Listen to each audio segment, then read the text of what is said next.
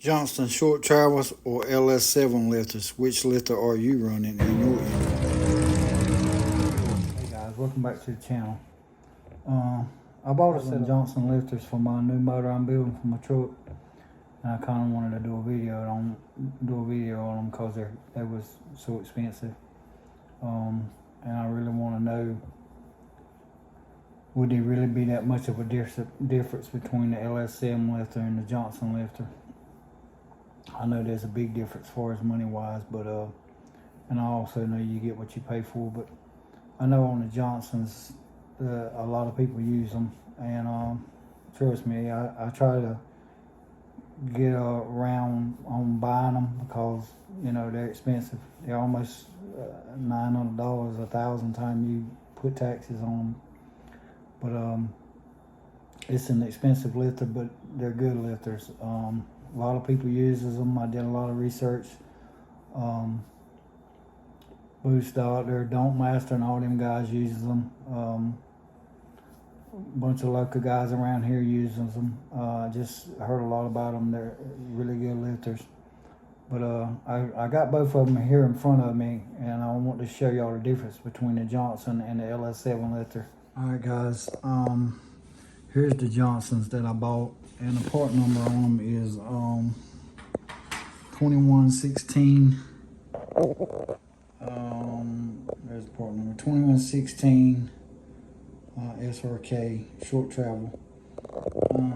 But a bunch of different companies sells these, and I actually bought these from somebody. So I looked up and bought these from somebody that had them that was used. And luckily I got them for $500 because they're $840. Some companies $840, $860. Time you pay taxes on them, they're $950. So right at $1,000 for them. So I looked up. Like I said, I got them from a friend of mine, and they did tell me if something was wrong with them, he'd give me my money back. But I checked them over when I went and looked at them, and they look good. I checked all the rollers on them. And this is what you want to check on them, guys, is the rollers. And then you want to check your plungers in there and make sure they're okay. And then you want to check your bar right here. Make sure that bar is okay. But yeah, this is the high dollar set of lifters, but they say they're good, guys. They're the best on the market, they say. A lot of people use them. But my thing is are they really worth the money? And the reason I really bought a set, is because I'm building a new motor, guys, and I got a bunch of money in it. And I would hate not to have good lifters in it and then something happen to it. But enough on the Johonsons. We're going to talk about the LS7 lifter some. This is the LS7, and it sits in the lifter tray like this right here, guys. And some of the reason you want to kind of get away from these in a high horsepower application is that the motor is turning about 8,000 RPMs, and you don't want this lifter to turn in this lifter tray like that right there. See, you see the square slots on it on each side, and it sits in this lifter tray. So on the high RPMs, there's a chance that this lifter could turn in this tray, and if it did, it would tear up some stuff. But like I said, what's the, there's a chance of also the Johonsons, something happening to them, but I guess it's just, all in the chances you take and how fast you want to go and what kind of money you want to spend. But I know with these lifters here, guys, I've been 560s on this setup right here.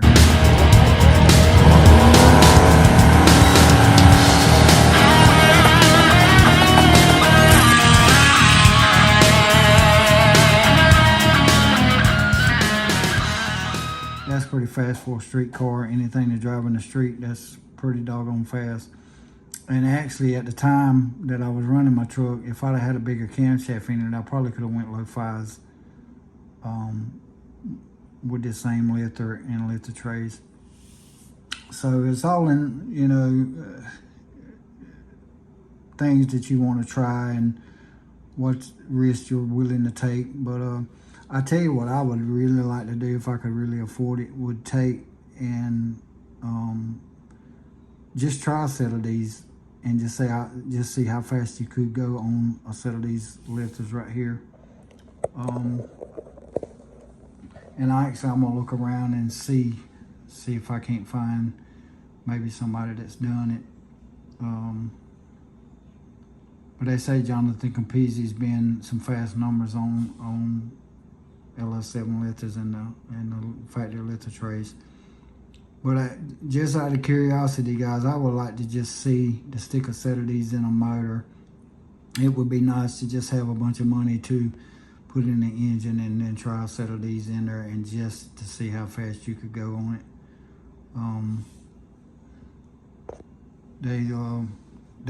They some guys that spend some fast numbers with these lifters.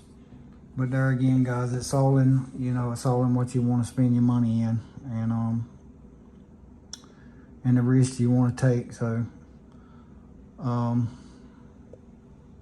yeah, I bought me a set of Johonsons. I'm gonna try them, and like I said, this will be my first time using these lifters.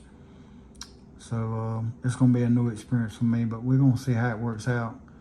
I'm hoping to maybe have the motor together in the next month, maybe in the next month, and have it back in the truck and have it up and going. So I say a month, but it may be before then, but we're gonna see. But yeah, y'all let me know in the comments, guys, what y'all think. Yeah, guys, y'all let me know in the comments what y'all think. You know, I know a lot of people be's on a budget, and I do too, you know. So y'all let me know in the comments, you know, what y'all think. And sometimes, you know, it's on the predicament that you're in and what you're trying to do. But like I said, y'all let me know in the comments what y'all think.